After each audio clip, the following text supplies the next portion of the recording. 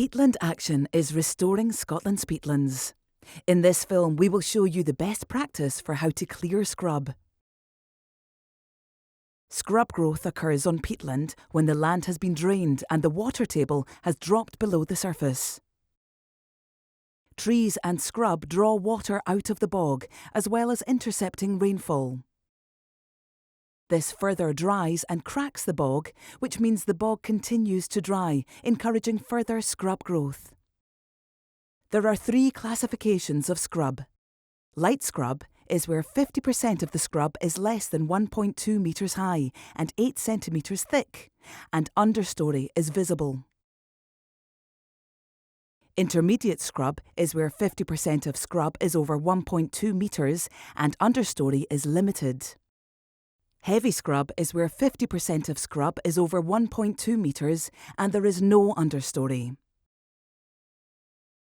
Birch, Scots and lodgepole pine and Sitka are invasive and are priority for removal.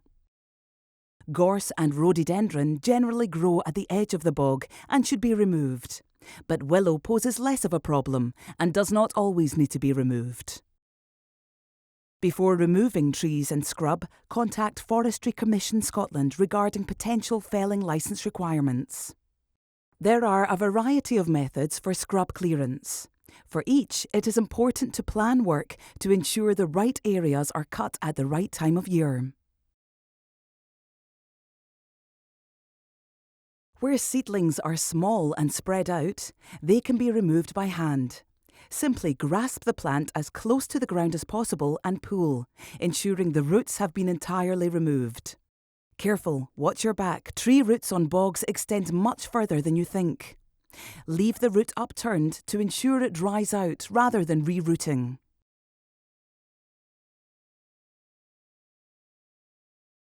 Both brush cutters and chainsaws can be used to remove scrub when the operator has the relevant certificates of competence and is fully aware of the hazards found on the difficult bog terrain.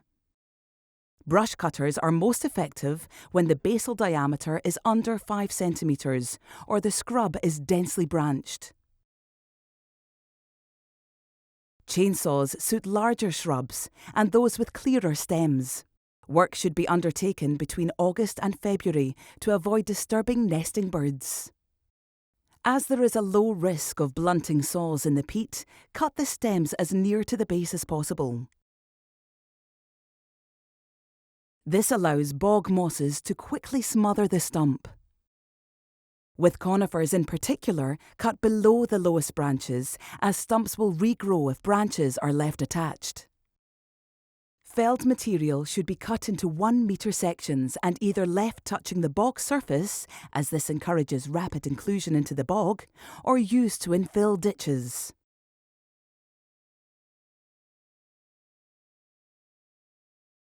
For all scrub clearance techniques, follow-up treatments are essential to prevent multi-stem regrowth from the remaining stump.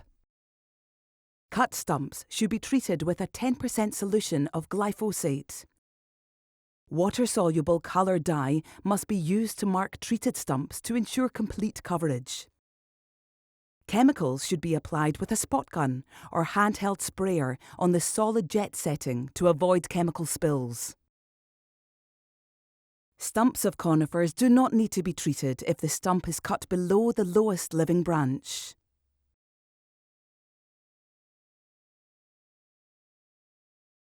Spraying can be used on continuous strands of scrub under 1.2 metres high, where the risk of spray drift onto non-target vegetation and operator contamination is reduced.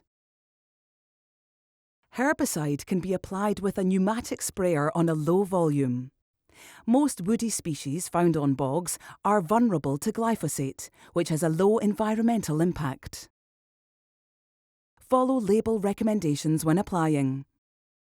You should wear appropriate personal protective equipment when spraying to protect eyes, nose and mouth and cover any exposed skin.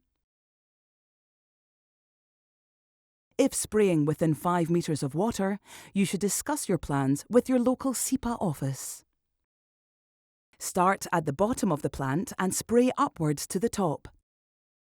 Spraying is best undertaken on calm days between May and September.